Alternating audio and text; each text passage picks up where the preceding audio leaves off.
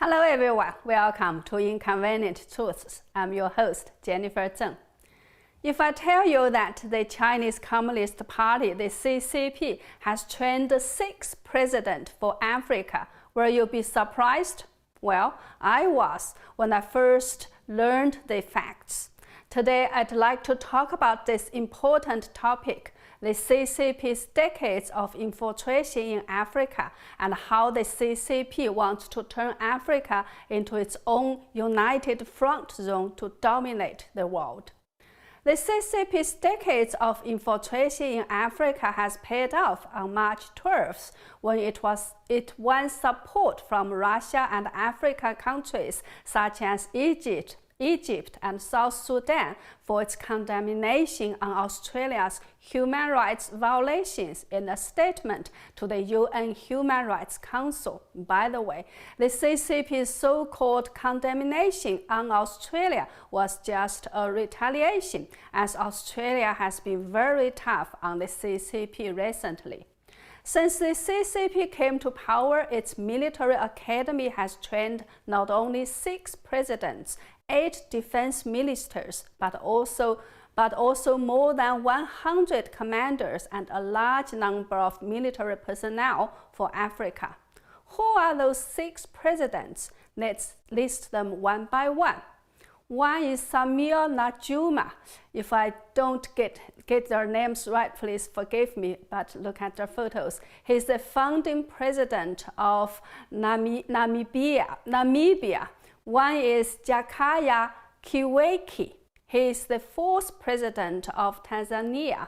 And one is Laurent Kabila, the 3rd president of the Democratic Republic of Congo. And one is Isaias Afwerki, the 1st and current president of Eritrea. And one is João Vieira, the former president of Guinea-Bissau. All of the above 5 presidents of Africa countries graduated from the CCP's Nanjing Army Command College.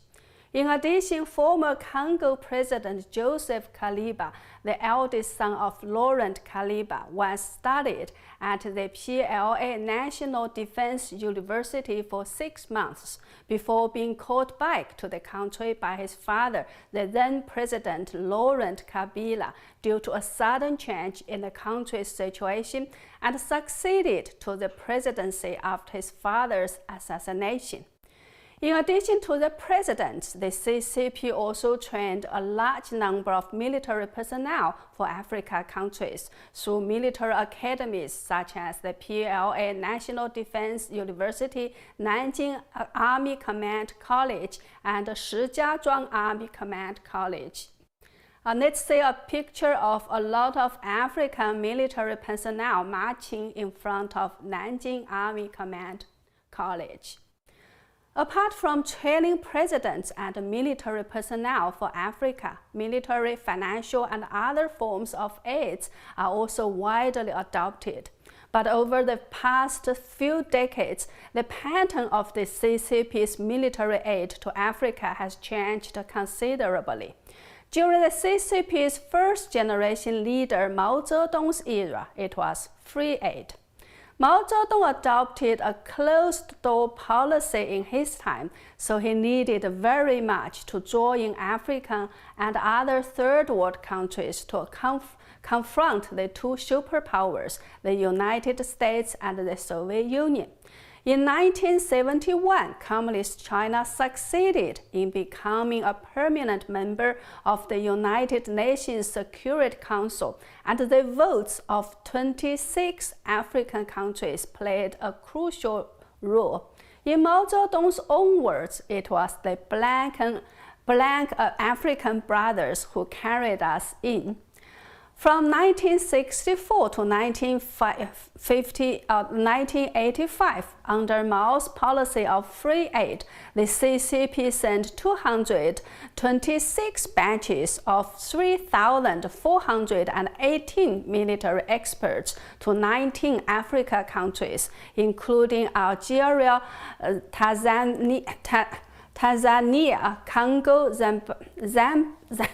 Zimbabwe, and Mali. Trained 17,000 soldiers, received 3,022 military trainees, and sent farming, engineering, and medical teams to assist those countries in building industrial and infrastructure projects.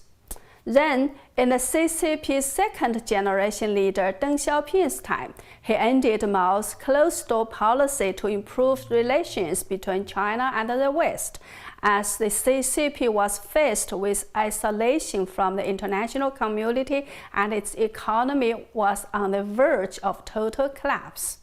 In the 1980s, Deng Xiaoping's military aid to Africa was adjusted from a free gift to a policy of charging appropriate fees and bartering, supplemented by free aid, and gradually increased the scale of military sales. Over the following 30 years, the CCP sold to African countries military equipment such as jets, tanks, infantry fighting vehicles, escort boats, and military equipment, the most common of which were the jets K-8 trainer and WZ-551 Amarco vehicles. African countries such as Egypt, Tanzania, and Algeria were the main buyers of Chinese weapons. The CCP's third-generation leader Jiang Zemin, who obtained his power via the crackdown on the 1989 Tiananmen Square protests, not only understood how politically important the Third World countries were, but also saw the enormous opportunities of doing business with them. In 1996, after visiting 6 African countries, Jiang proposed a strategy of going out to develop the markets of Africa, Latin America, Southeast Asia, and other developing countries, as well as Eastern Europe and the Commonwealth of Independent States countries. Since then, the CCP replaced its arms aid policy with arms export. In 2013, Chen Hongsheng, chairman of Poly Group, the largest arms dealer in China, said in an interview with the Chinese language website and magazine Tenants that exporting weapons and equipment was an important part of the CCP's diplomacy, and the CCP needed to sell equipment to buy resources. Let's show a picture of Poly Group. This is its office in Beijing. According to Chen Hongsheng, Poly had already acquired tens of thousands of square kilometers of land with oil reserves in Africa at that time. Poly Group's 2013 annual social responsibility report shows that in 2013, Poly Technologies' military export contracts amounted to $5.7 billion, accounting for half of China's total military export contracts in that year, and its military export contracts to African countries exceeded $1 billion.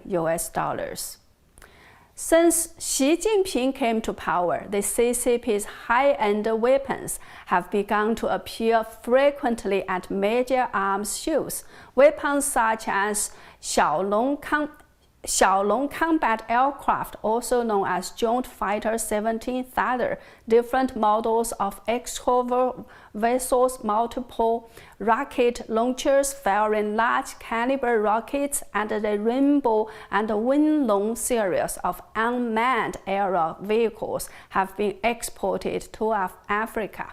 According to the Stockholm International Peace Research Institute in Sweden, the top 25 global arms dealers traded a total of $361 billion in 2019, with the US leading with a 61% share, China in second place with a 16% share. Figures show that during 2016 to 2020, 16% of China's arms exports went to Africa, while during 2014 and 2018, Africa accounted for 20% of China's arms export. A major reorientation of the CCP's Africa strategy can be traced back to the summit of the China-Africa Cooperation Forum held in South Africa in December 2015. At the summit, Xi Jinping presented Africa with some big gifts, including proposing the 10 major cooperation plans for the next 3 years, a peace and security cooperation plan, and $60 million of funding support. In July 2017, the CCP established a military base in Djibouti. This is this military base, a country located in Horn of Africa. The base covers an area about 90 acres and can accommodate up to 10,000 troops, including weapon storage facilities, boat and helicopter maintenance facility, as well as 5 commercial birds and a military dog. Djibouti is the main artery of maritime trade between Europe, the Middle East, and South Asia, and the starting point for military operations on the African continent. The United States, France, Japan, and Italy all have military bases there, and the only permanent US military facility in Africa is in Djibouti. Although the CCP claims that its base there is only a logistical support facility, it is seen as a major strategic move, marking the birth of the first Chinese military base overseas. According to the A Voice of America report in 2018, Djibouti might transfer control of Dorali, a container terminal, to the CCP. If this really happens, it will bring serious consequences for the supply of the US base in Djibouti and the ability to resupply naval vessels. In January 2020, Djibouti rejected a UK court ruling to hand back control of a container terminal to global port operator DP World after taking it over 2 years ago and allowing the CCP to build a separate terminal for the growing African market. According to US-based Chinese current affairs commentator Li Yanming, Africa is an important united front zone for the CCP to dominate the world. In an interview with the Epoch Times, Li Yanming said that more and more people are seeing the CCP's global ambitions as it deploys its military power to Africa in addition to its economic, political, and ideological penetration on all fronts. According to Li Yanming, the reason why the CCP has been able to expand in Africa is because of the huge amount of money it has paid to African dignitaries and because African dictatorships have been able to strengthen their totalitarian rule with the help of the CCP. He explained that when Western countries offer aid to Africa, they often demand human rights, freedom of press, and democratic values at the same time, and this makes African rulers unhappy. However, the CCP's slogan of no political strings attached has made African countries feel very much attracted. Li Yanming said, under the background of the new Cold War between the CCP and the US, the international forces led by the US are increasing their efforts to contain the CCP in the South China Sea, the Taiwan Strait, and the Korean Peninsula. In the meantime, the CCP has recently deliberately publicized its military deployment and political and military influence in Africa to intimidate its rivals. Li Yanming said that the CCP's doomsday gambler mentality and military ambitions should not be underestimated, and that Africa has become an important force in the new round of US-China rivalry, as well as one of the battlegrounds of the new US-China Cold War. Well, that's all for today's Inconvenient Truths. At the end of my last show, I said that I was discouraged by YouTube suppression of my channel. Since then, I have received a lot of feedback, all encouraging me to carry on and saying that what I'm doing is important. So I really felt uplifted and encouraged by all the warm comments. I'd like to take this opportunity to thank all of you. Together, let's fight against the censorship to get the truth out. Thank you. See you next time.